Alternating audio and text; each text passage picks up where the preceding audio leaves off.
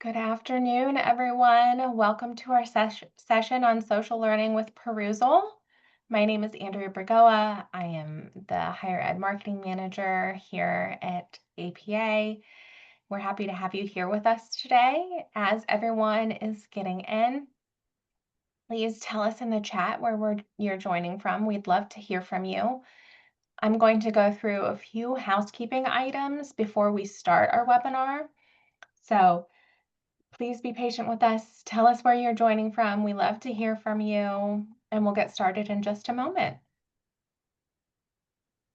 Housekeeping items. Although all attendees are muted to prevent accidental noise and distraction, we have provided multiple modes of communication and interaction for today's session. Auto captioning has been enabled and can be accessed via the closed captioning button in the Zoom options bar.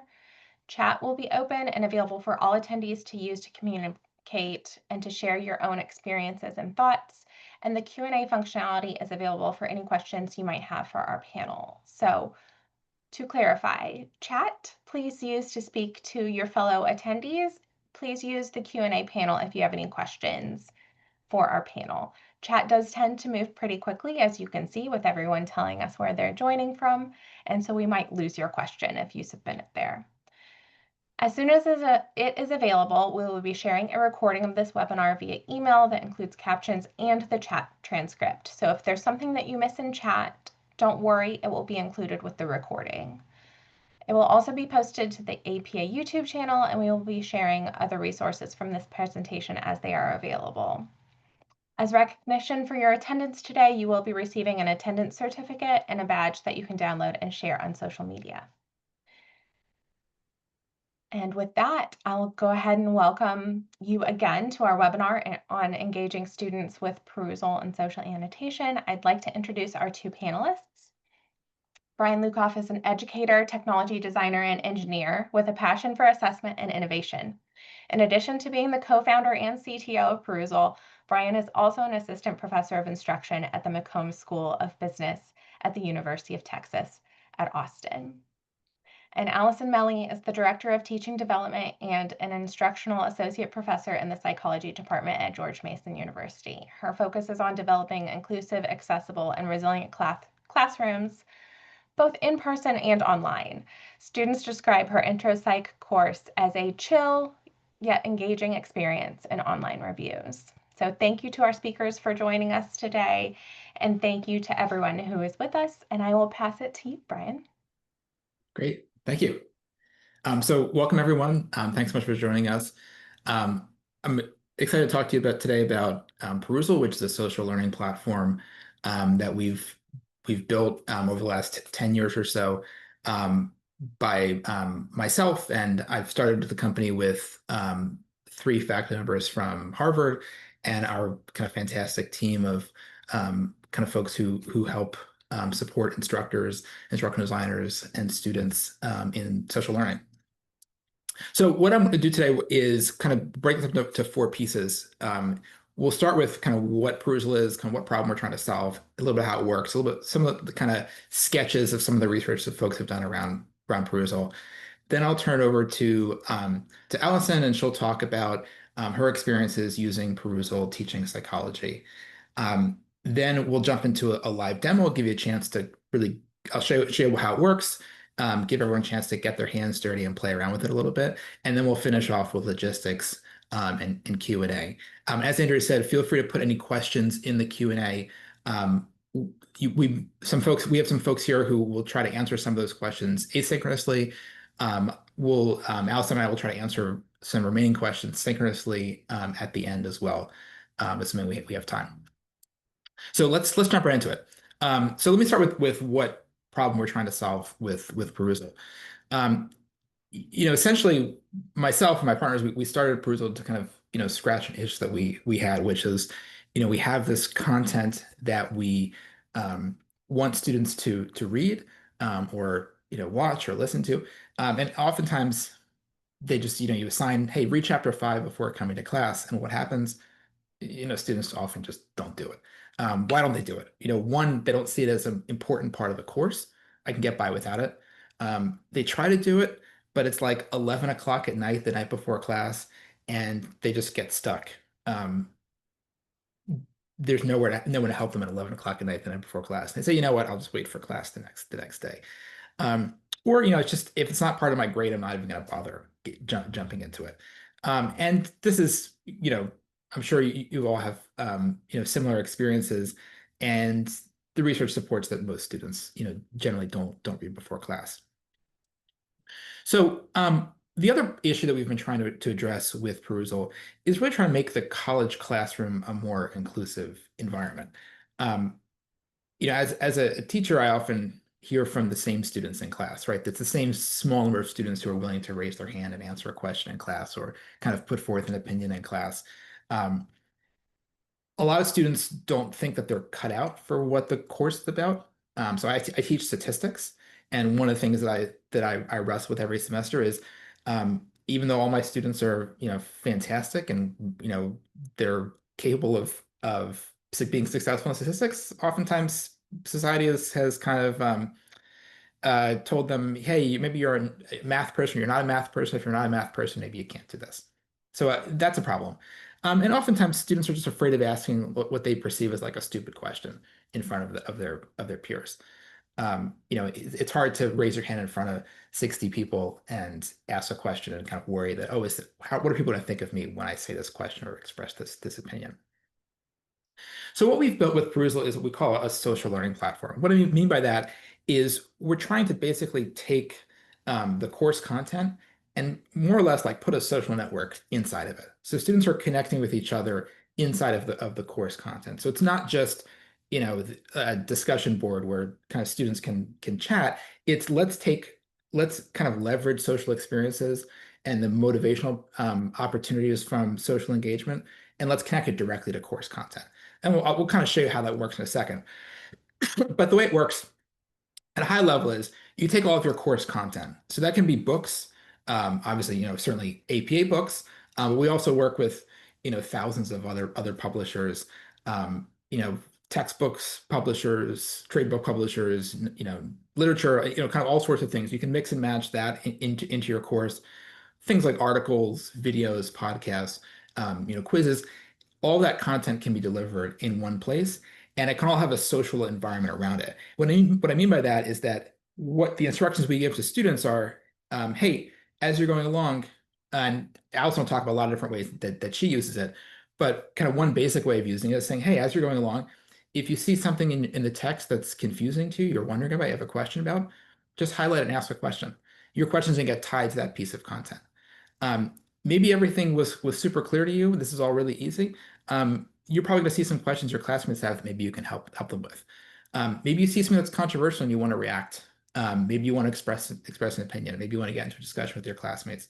And so it kind of creates an environment where the barrier to participation is lowered. Students are able to express their confusion. They're able to help each other. And that can happen, at 11 o'clock at night, the night before class. From the instructor's perspective, we try to give instructors insight into what's happening between students and kind of between students and the content. So you can get analytics to give you insights about, what are students talking about? Are students actually doing the reading? What are they asking about? What are they confused about? Alison will show you an example of that a little bit later.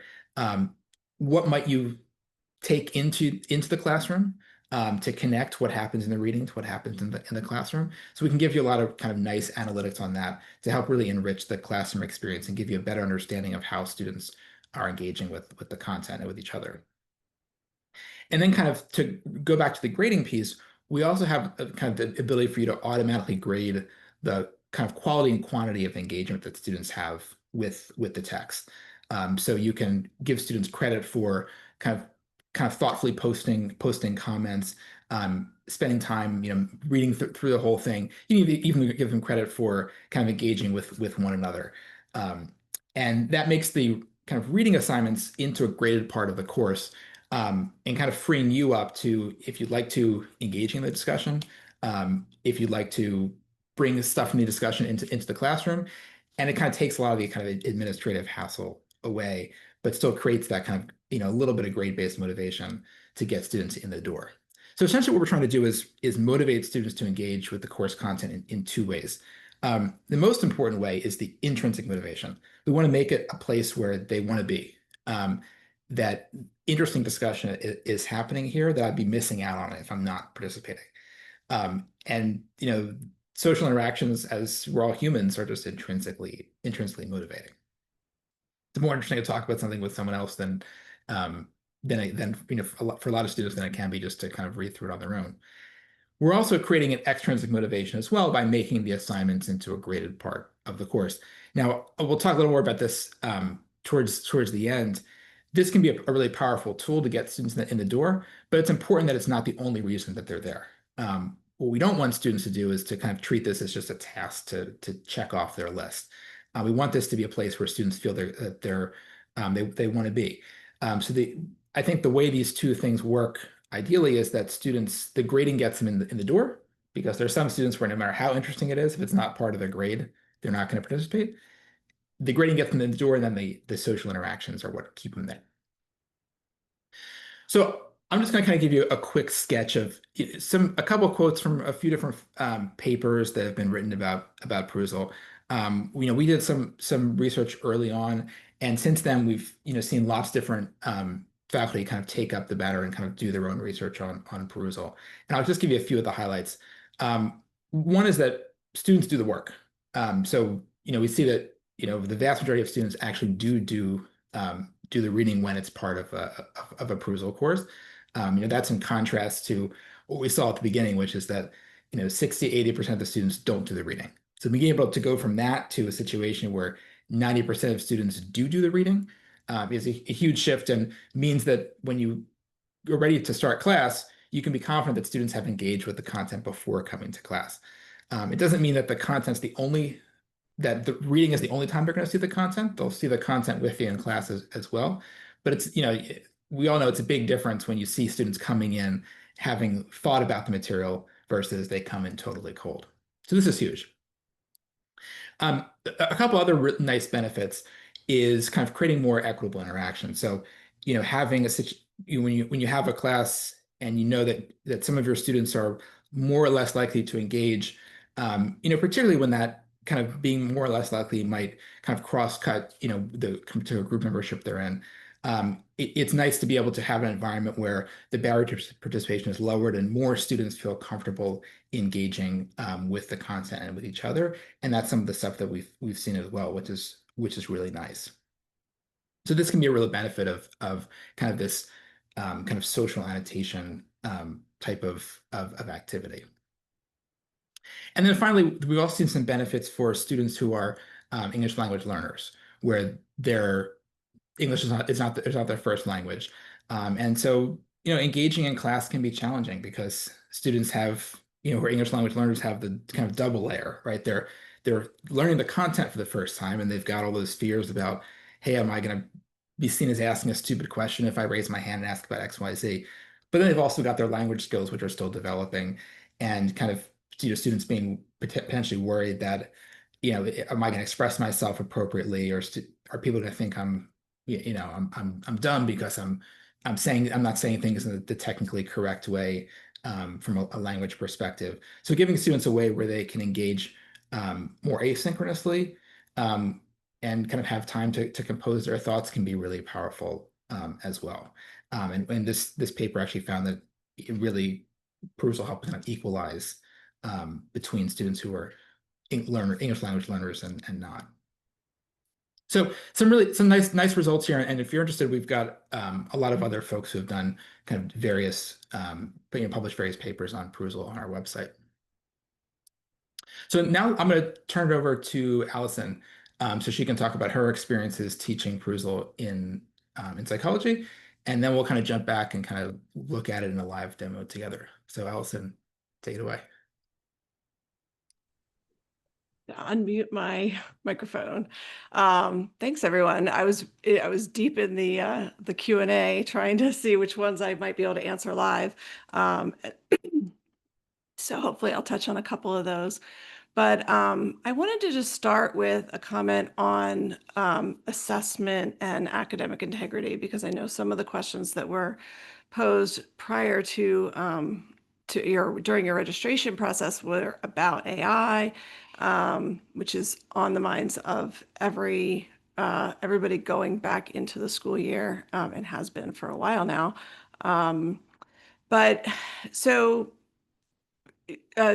later during the demo, you'll hear a bit about some of the technological barriers that are put in to Perusall that can kind of help out with some of that. But I just want to think about just overall assessment and academic integrity, and how really the goal is to de-incentivize students from outsourcing their thinking and writing, which is easier said than done.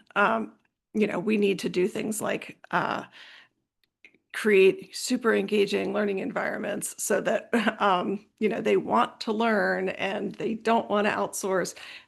The pressures of academia for students pile up, as we all know, and they're panicked and they need to rely on AI sometimes, or rely on some other form before AI existed, to kind of get through and to check all those boxes. And so we're in the same situation we've always been in, but we can still continue to try to create spaces where students aren't feeling as pressured to choose that other route, right? The students who are there for learning are always going to be there for learning. The ones who are sort of on the border are the ones we're trying to catch, right? And not catch, but to draw in. And Perusall helps a ton with that, especially students who don't want to raise their hand and participate in class, who feel less comfortable, just reaching out and asking for help.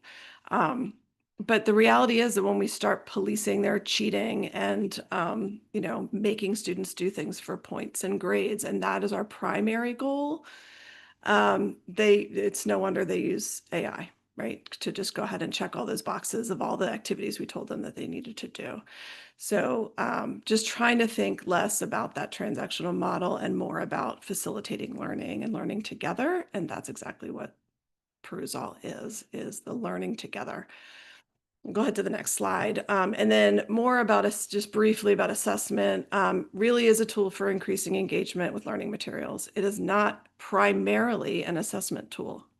It is a tool for social learning. So think you're all sitting around in a nice discussion group and you're chatting about the readings. That's what this is. It's not necessarily did you learn all the things, assessing whether or not they actually learned it. It can be used. There are tools in there for assessment of learning, but it's not the primary purpose. And I really believe that if we turn it into that purpose, then it loses all the benefits of social learning. Assessment can be done, the overarching assessment can be done separately.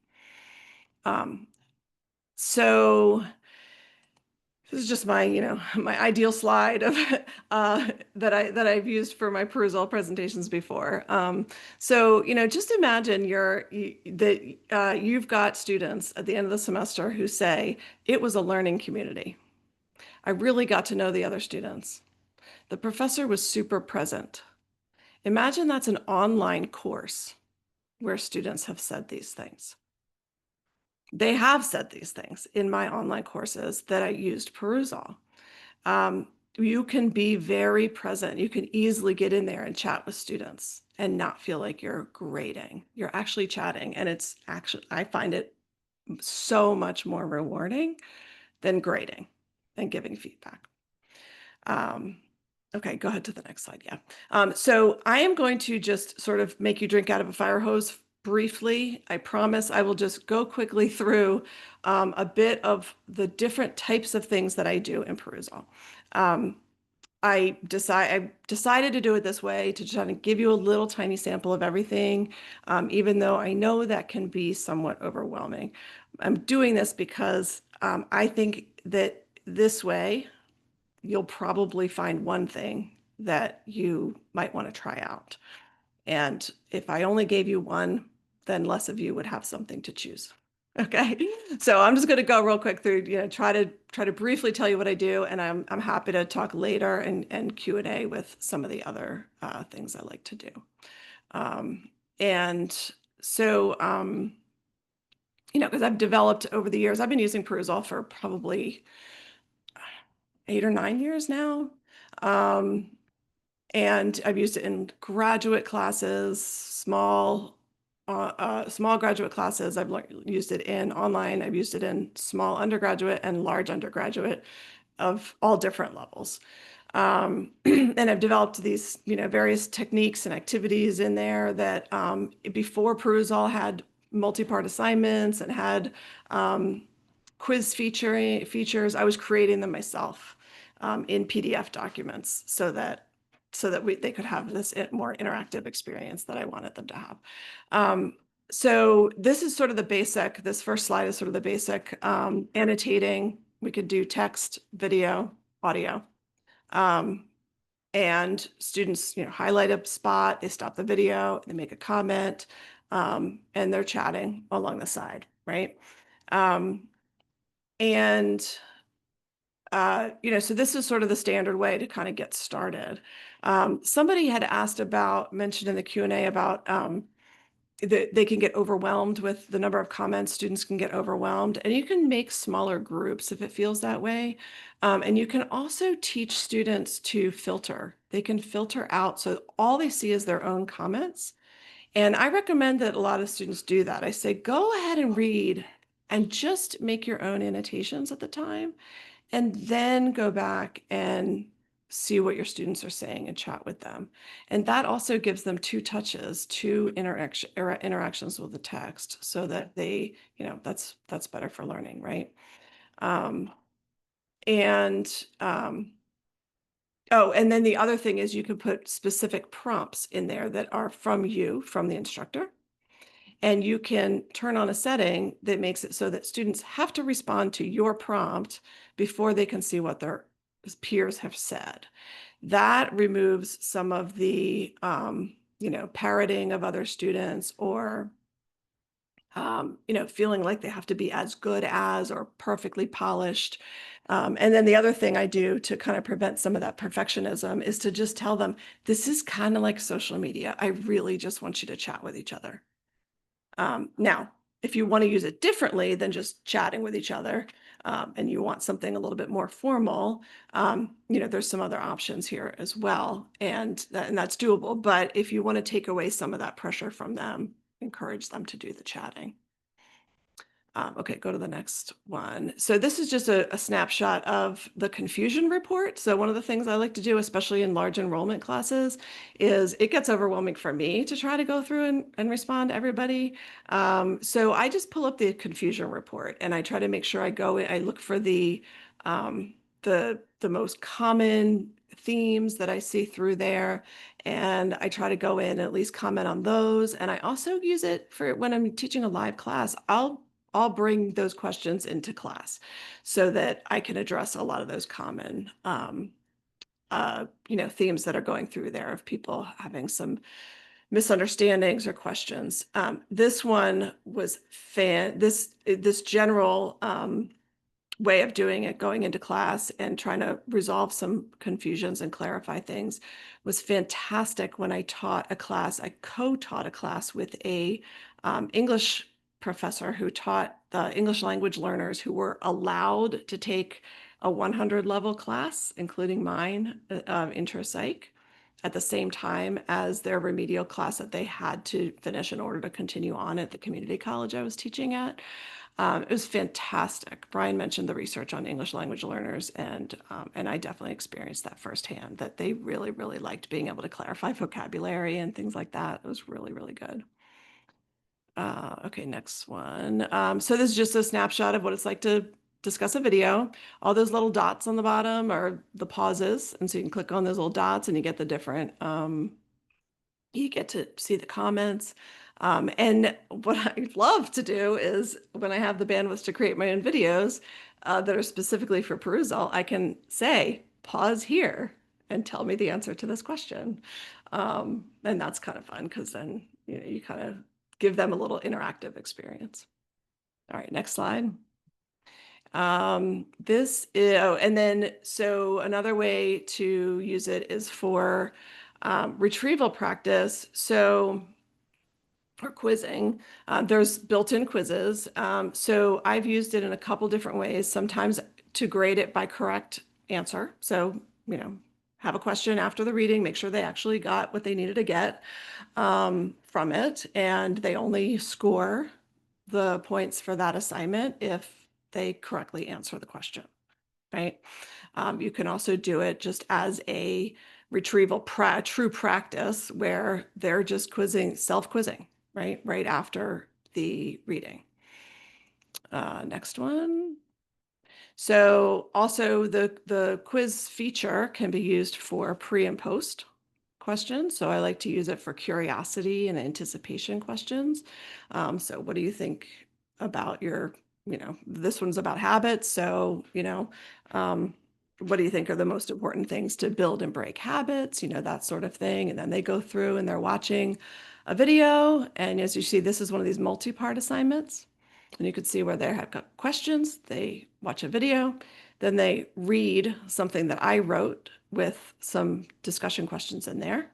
And then there is a post question that's one of the quiz questions that they have to finish. So it's a whole little assignment with several parts.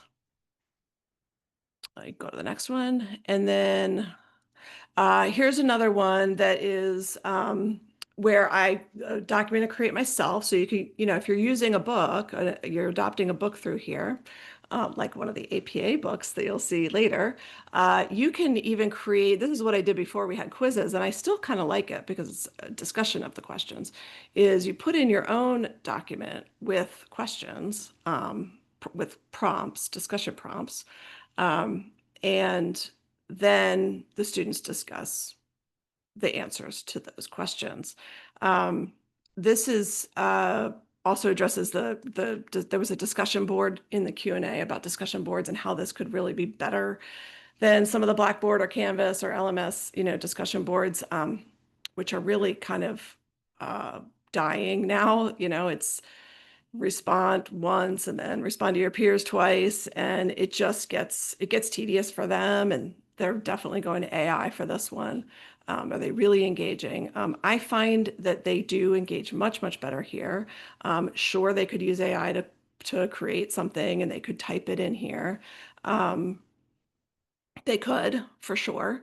I do think that there is just the whole nature of Perusall is more engaging than one of those discussion boards.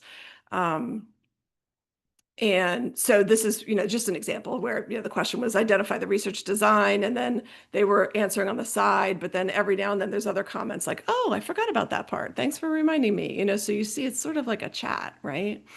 Okay, go to the next one. Here's another activity I've tried, which is, I'm just calling it Find the Evidence. I put screenshots of the view from a cell phone because, as we all know, our students really, really love to do their schoolwork on a cell phone. And just to show you that it is possible. But the Find the Evidence activity really is they have instructions to say, take the title of the article that maybe makes a claim, and then go through the article and find the evidence for that claim, and then evaluate the evidence for the claim, right? You could do that as a case study also. So say you're doing a psychopathology course or a clinical course, and you put in a case study and, ask them to discuss the diagnosis, and then highlight and use that as discussing their rationale for the diagnosis. So just, another idea. And then I think this is my last one is on the next slide. Yeah. Is inner teaching. This is kind of a complex slide. You will get these slides. But again, this was from a different presentation. So but I left it here because I really, really like this method. Where I have students read and comment just as usual. Then I give them one of my documents that has questions in it for them, and they have to post before they can see their peers' answers, right? So they have to think through these questions first before they see their peers' answers. And then they can discuss the answers to those questions, all in Perusall. And then they can vote through a quiz on which question they want me to discuss in class. So I can then go to class if this is for a live class, and I can discuss those questions with them, and clarify misunderstandings, etc. And online I can make a little video, and I can even put that in Perusall, or I can do it just within Perusall. I can do it in writing, right? I can just respond to it. And then they have an assignment in the LMS where they have to submit the answers to the questions, their own answers to these questions. So they have to decide based on that whole discussion what their answers are to that question. And I don't grade all of them. This is a thanks to Sue France of the Society for Teaching of Psychology fame, who is also the author of my intro textbook. She, kind of has spread the word on this idea of interteaching, and I just love it because they do all the work. The students do the work, and I just grade a couple of those questions. I don't grade all of them because they've already done the work and the thinking. It's fantastic. All right, next slide. So just as a wrap up for the things I love about Perusall, as a quote from students on top, it's very hard in an online class to feel like you're interacting and collaborating with your classmates, but this was a great system that made me feel like I was engaging in a group discussion.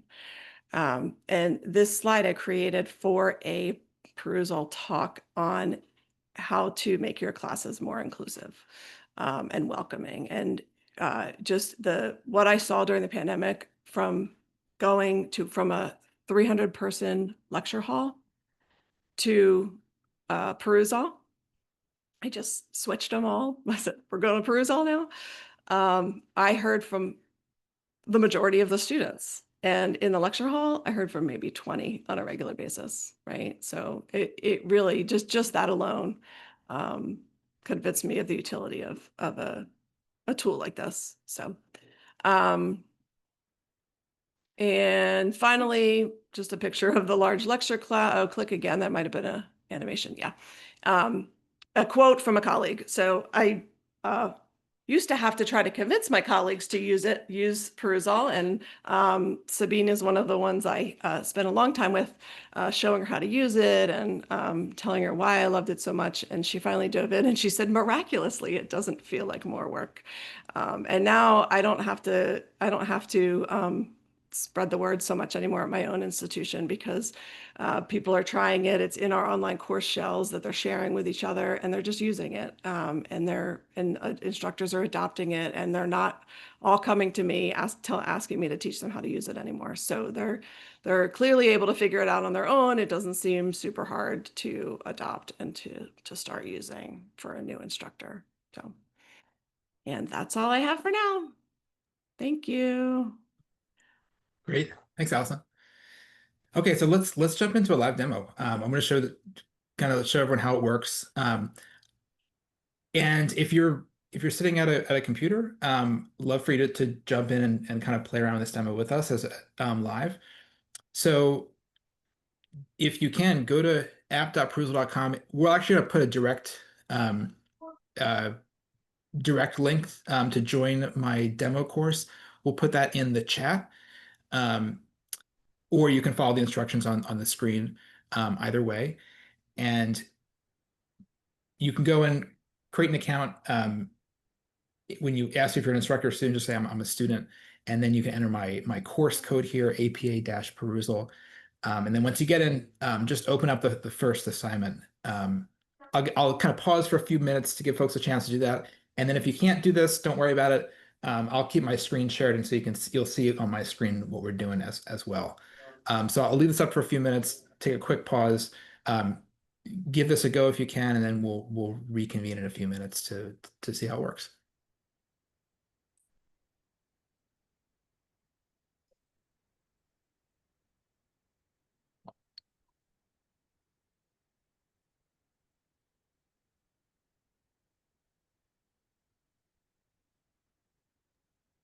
And I've added the link to the chat. If anyone has any difficulties, please let me know.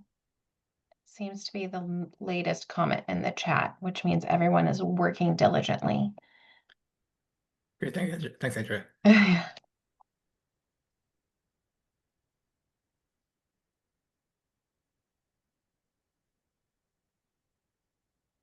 Do we want to answer a question while we're waiting for everyone to create their account? Sure.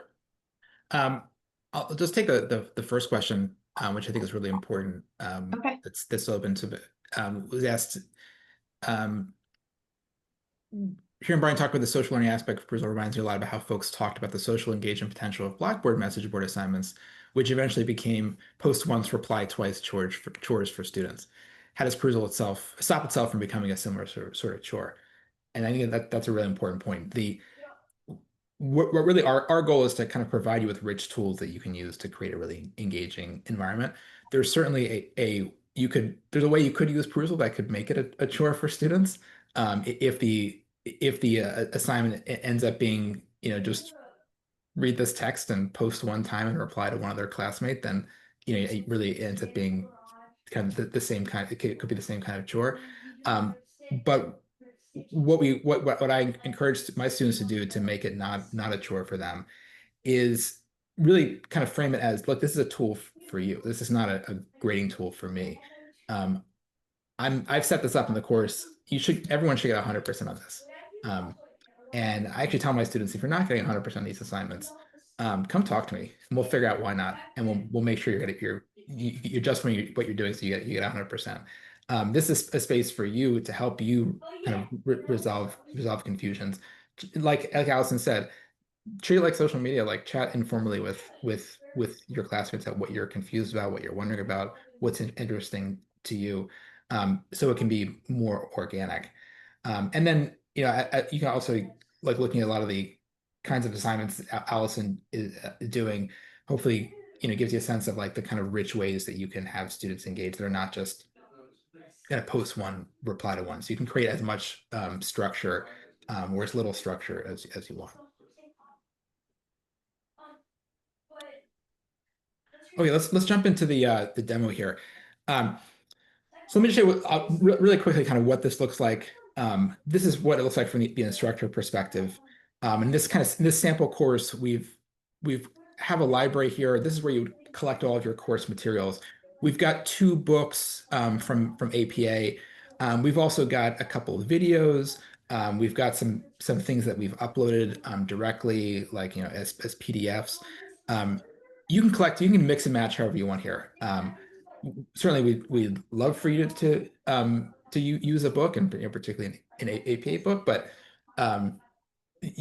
that's not a requirement to use Perusall. You can use, really, our goal is to facilitate whatever content you want to use for your course, whether that's books from publishers, open access materials, journal articles, web pages, videos, podcasts. You can kind of collect it all in one place. Once you've collected your content, then you put your content together into assignments. So for example, I've got an assignment which has 2 parts. It's got part of the book, and then kind of a part of the same book, but kind of later on. It could have also a video. It could also have a quiz. It could also have a podcast. That's kind of up to you how you want to structure it. On this page, I can see some like just general progress here of how my students are doing. I can get a sense of what comments have upvoted the most, who's active, who's not active. I can get a summary here, what Alison referred to as the confusion report. That's a summary of all the comments that students have written, so you can kind of consume them really, really quickly. Because unless you teach a very small class, you're probably not going to be able to read every single comment or every single question that every single student's written. But let me show you what it looks like inside the assignment.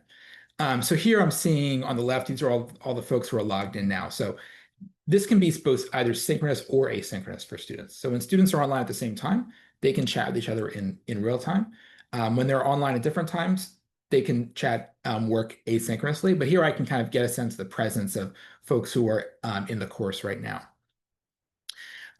What you're seeing here is these highlights correspond to conversation that folks are having. So the blue are instructor initiated, and the yellow are student initiated. So here's something that was posted by a student. If I want to respond to it, I can just type my response. Very thoughtful response I've got there. And hit enter, it's posted immediately. And it's also, this is all real time. So if Giselle B happens to be online at the same time as I am, she'll see a notification pop up that she just got a response. We can chat back and forth right here. And it's not just text. I can have kind of rich stuff in my comments. So if you're, I can have things like images and links and videos. You can put a poll in a comment if you want to, and students can poll each other, or you can poll students. You can put fun things in like GIFs or emojis. Again, this is, I think, part of also what's distinguished it from discussion boards. We want students to feel like this is a kind of a fun place. Students can also post their questions or comments anonymously. It's never anonymous to you. You always know who said what, but for some students that kind of, again, it helps lower the barrier to participation a little bit. And students can do kind of social networky type things. So they can add a hashtag to their comment. And you can see a stream of all the comments across a particular hashtag. Or I can mention someone if I want to draw someone into the conversation, notify certain people that they said something in class, and I want to kind of bring them into the conversation. If I want to start a new thread here, I might just, all I have to do is just kind of start highlighting, and when I let go, it'll let me start a conversation. So I can just start my conversation, hit enter, and then it's going to, you save that conversation, it'll be visible to everyone else. Alison talked about discussion prompts, and one of the cool things that you can do with Perusall is create discussion prompts for students that they can then respond to and then continue that discussion. And we have some tools to help you with that as well. So let's say this is kind of an interesting section of replication articles. Here, let's say I want to ask students to respond to something about this. I'm not exactly sure what I want them to respond to. I can actually hit suggest a discussion prompt, and this will get a little AI bot to suggest to me, hey, here's a question you might pose to students about what you just highlighted. Now I can use it or not use it. I can edit it before I post to students, or I can just kind of delete it entirely, but kind of way to help kind of save you time and jumpstart your thinking. If you can also, as Alison said, require students to respond to you before they see each other's comments as well. I'm going to show you one more thing here about the reading experience, particularly because we're we present all the reading tools, kind of standard reading tools like search and read aloud. We've got a notes feature where students can take notes and kind of combine snippets of the documents together in their notes. Bookmarks, built-in dictionary, that sort of thing. I'll just highlight particularly because we're in a session with APA folks that there's also a citation helper. So we can help students cite the material that they're looking at if they want to cite it in a paper. And I want to cite a particular sentence, we can give them kind of help them out on how they might cite it with a particular style. So that's a real quick thing here. And feel free to kind of post here. You can respond to anything that's been posted. You can chime in. It looks like some people have already started posting here. Let's jump in and see what I'm saying. So someone looks like Sangeetha posted about this comment. I can reply to it. I can, as a student or as an instructor, I can upvote it. So when I upvote something, that's just like liking something on in a social network. It gives the author a little bit of positive feedback. Since I'm an instructor in this course, it'll show a little banner that shows it was blessed by the instructor, which is a nice little positive feedback for the students. But students can also upvote each other, and that's a nice way for them to communicate positive feedback with each other. If I ask a question and someone answers my question, I can get notified of that if I both in real time and also by email, so that I can kind of keep track of the help I'm getting from my classmates. So that's a real quick overview. I'm going to jump back to the slides now, just because we only have about 15 minutes left. I want to hit on some logistic stuff before we go to Q&A. But if you have questions about what we're seeing here, post in the Q&A, and then we'll try to hit those at the end. Okay, so let's talk logistics. Kind of how you might use this. Just kind of four thoughts here. one is that, as Alison said, there's the potential to create groups in Perusall. So what that means is you can take a large class and segment it down into smaller groups so that students only see the comments and questions of others in their group. So right now, as the instructor, I'm seeing everything everyone posts. And you can imagine if you've got a big class, it quickly becomes, a lot. From the student perspective, if a student is in a group of 20 students, 30 students, that means that they're not overwhelmed, and they're only interacting with a subset of the rest of the class. But all the analytics, the confusion report, that all is aggregated for you across the whole class. And you can set the groups up automatically. You can have the groups be different for different content if you want the chance for students to talk with different people. Or you can bring in groups from your LMS as well. The grading allows you to, like I said before, give students credit for what they're posting and for their engagement. My suggestion is to make grading a light part of the course. What I mean by that is, my class Perusall is worth about 5% of the grade, which for my students to kind of enough to get them into it, but not enough that they become focused on the grade, which is what I don't want. I want them to be focused on the content. And you can set the criteria, and I set pretty lenient criteria, so it's pretty easy for students to get full credit. Again, the grading for me is just to get them in the door. Alison talked about connecting things to the classroom. I think it can be really powerful when you take student quotes in Perusall and then use that for a class activity, for a couple of reasons. One, it shows students that you're listening to them. So it makes the reading more valuable for them, because now they're thinking, oh, but Professor so-and-so is really listening to what I'm saying, and they're actually responding to it in class. That helps motivate them to ask those questions and to do the reading to get there. And then frankly, it also makes the class time more valuable for them, because the class time feels tailored to what they're wondering about. And we already talked about adding prompts to jumpstart discussion or focus discussion. That's not absolutely needed. A lot of folks don't do that, but it can be really powerful to do that as well. One thing we don't have time to talk about today is that the kind of annotation piece is just one kind of component to the different social tools that you have in Perusall. So Alison showed a little bit about how you can integrate quizzes into your assignments. So students read a little bit, they might answer a few questions, and they might watch a video, answer a few questions. That's one way to kind of generate different sorts of engagement. We also have the ability for you to differentiate assignments. So different students work on different content. So you might have different students in different groups reading different papers and commenting on them. We have a whole peer review system, so you can get students to submit their own content, and then other students review that content.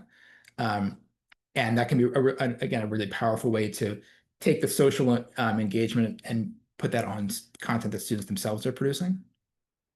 And this all integrates really seamlessly with the LMS. So whatever LMS you're using, Canvas, Blackboard, Moodle, Sakai, Desire-Learn, I'm sure I'm forgetting something, Perusall works really, really seamlessly with them. So what that means is the roster syncs automatically, your course info syncs automatically. You can push grades automatically back to the LMS. You can pull group information, you can pull in rubrics from the LMS as well. So you don't have to kind of duplicate work. Okay, so before we close, I just want to say a few more words about AI, because this is, I think, increasingly a really important topic for folks. What about students just using AI to do their work? And the reality is, there's no way for us to prevent students from using AI, except in a tightly monitored in-class environment. And so I think the focus has to be on creating a instructional environment where students want to use AI in the way we want them to use it, or if we don't want them to use it, then they want to not use it. And I think the key is to create an environment where students perceive Perusall as a tool for them, a tool to help them with their learning, that when they invest in it, it will help pay off for them. Not just a task for them to check off their list, like, oh, this week I have to do my, all these assignments.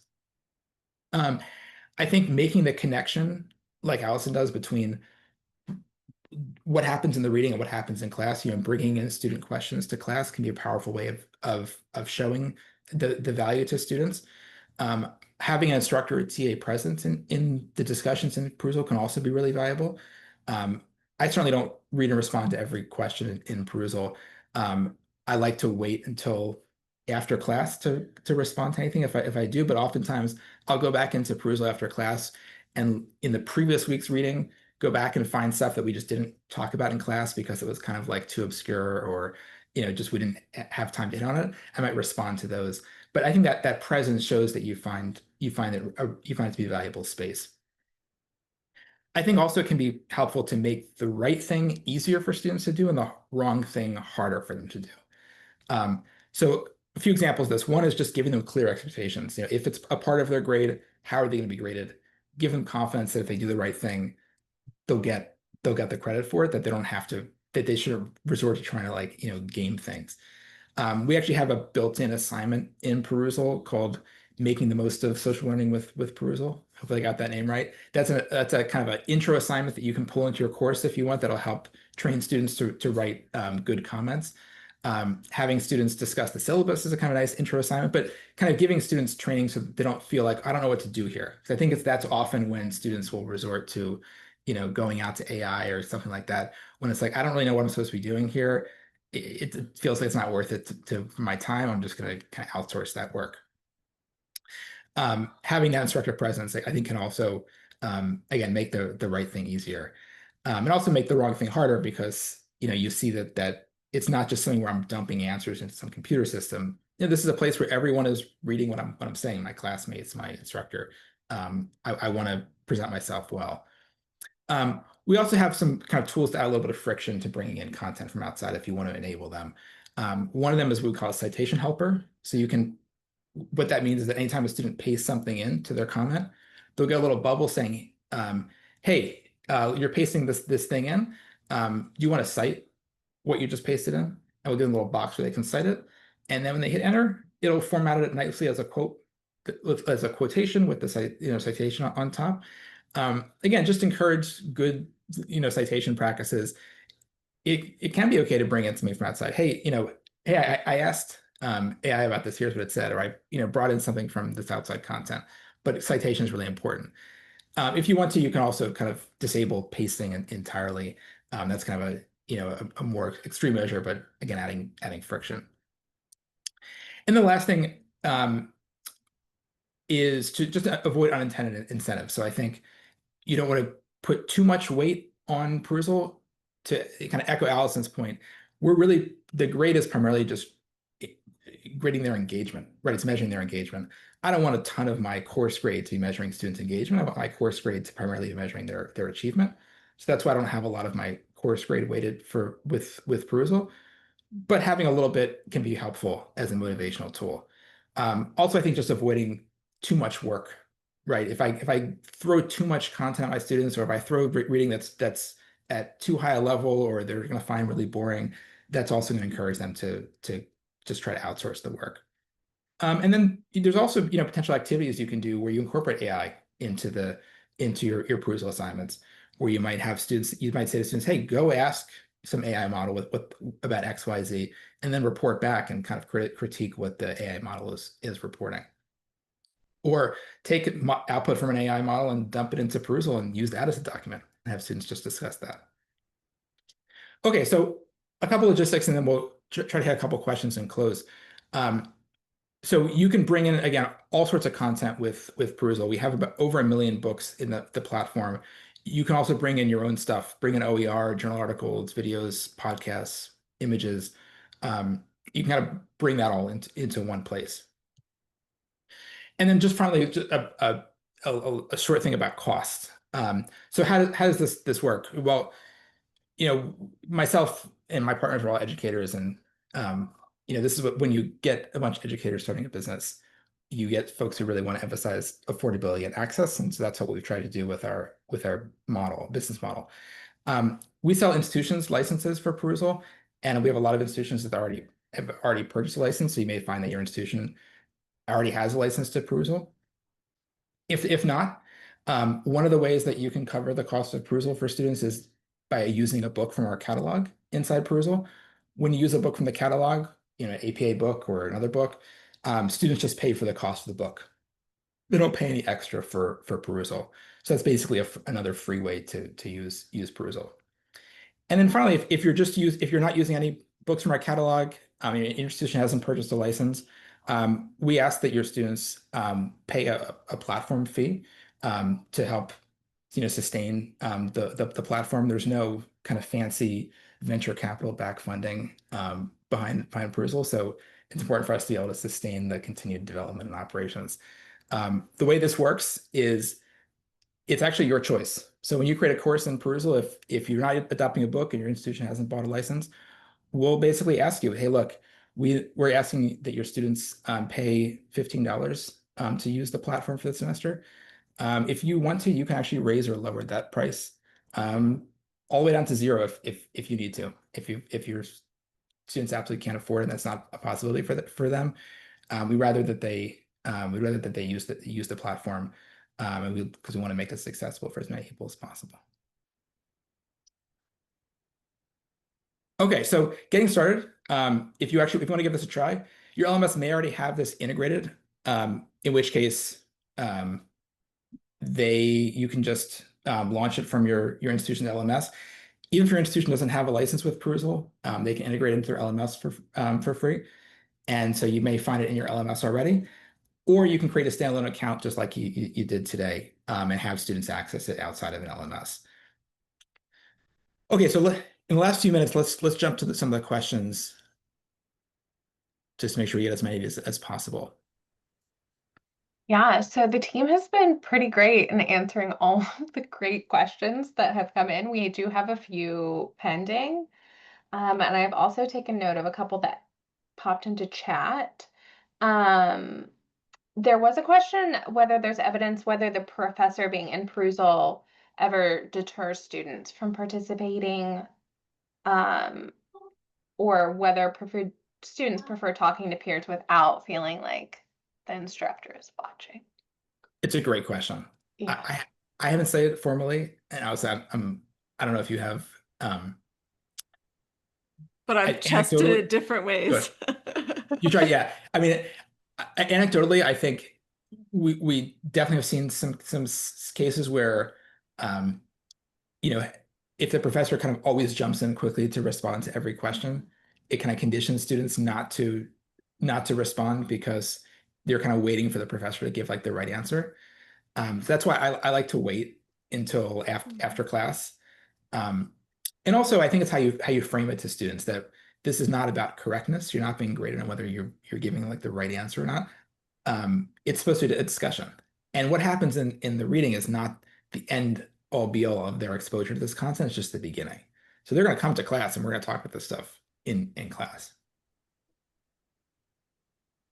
Yeah, and I had similar. I would just wait, and sometimes I structured something so that it was meant for me to be in there giving feedback on a particular part of it, but not on the rest of it. So yeah, trying to stay out of there can be an important thing for them to be able to truly discuss it. And they also have to have that idea that they're not there to prove themselves, and and that's important. You got to be careful about that for sure. Yeah. I know we're at 1 minute left, so maybe I'll do a few quick hits, maybe like lightning round for some of the questions that are still up here. Someone asked about groups. So if students are sorted in different groups, can they see instructor responses to comments in another group? So students will only see threads that are started by other students in their group. So if an instructor responds to a student in a different group, they won't see that, but they'll always see threads that were started by the instructor. Someone asked for my grading criteria. I'd be happy to share that. Maybe we can we can share that afterwards, Andrea.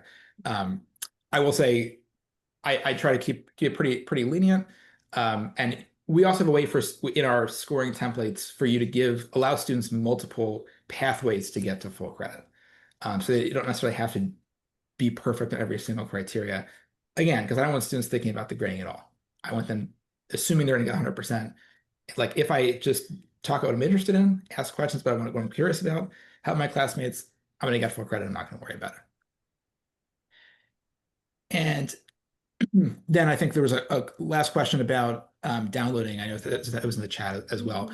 So when there's publisher content like APA books or other books from our catalog, those are not downloadable, just for kind of IP reasons. But other content that you upload, you can make downloadable by students if you want. And either way, whether it's publisher content or your own content, you can always download just the comments themselves. So students can download their comments. If students take notes, they can obviously download those notes as well. So it's not a walled garden where everything has to live in Perusall forever. You can kind of pull that stuff out. We have a lot of also export tools for you to pull data out as well. Particularly if you're interested in doing your own data analysis with Perusall. We certainly love supporting that, and would love to hear about how that goes. Yeah. Okay. There are questions about the recording. The recording will include the chat. I do believe it also includes the Q&A. I will have to check. I don't know why it wouldn't. And then, yes, there are certificates for this session. They will arrive in 1 to 2 weeks. It's a manual process. Great. I think we're at time. Yeah, we are. So thank you everyone for joining us today, attending, participating in the conversation, asking such insightful questions. All of APA's books are now available in Perusall for adoption right away, including the publication manual, which you've seen today. You will have 14 days of access to that course after today. And thank you so much to our panelists for all of your insights. We appreciate you. Thanks, everyone. Thanks for having me. All right. Yep. Thank you, you. everyone. Bye.